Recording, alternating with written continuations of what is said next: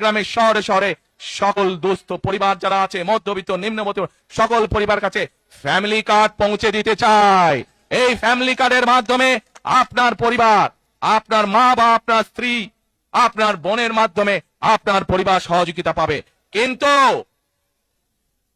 এই ফ্যামিলি কার্ডকে যদি বাস্তবায়ন করতে হয় তাহলে কি করতে হবে? কি করতে হবে?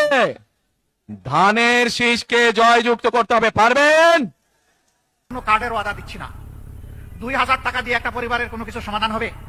আর আমার ভাই নাহিদ ইসলাম বলেছে তাতে আবার ভাগ বসিয়ে দেওয়া হবে। খাজনা আগে, তারপরে অন্যটা।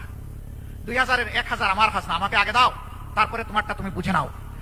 তাও না, কাল্পনিক কিছু মানুষের চরিত্র একে তাদের হাতে তুলে দেওয়া হবে, সরকারের হাতে তুলে দেওয়া হবে, বেকারের হাতে নয়।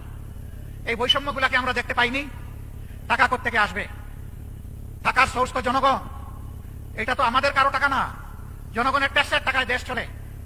ট্যাক্সের বাইরে কিন্তু একটা বেসরকারি ট্যাক্স আছে প্রত্যেকটা মুদির দোকানে, রাস্তাঘাটে, হকারের কাছে, এমনকি রাস্তার পাশে বসে যে ভাই বোনটি ভিক্ষা করে তার কাছ থেকে একটা ট্যাক্স নেওয়া হয়।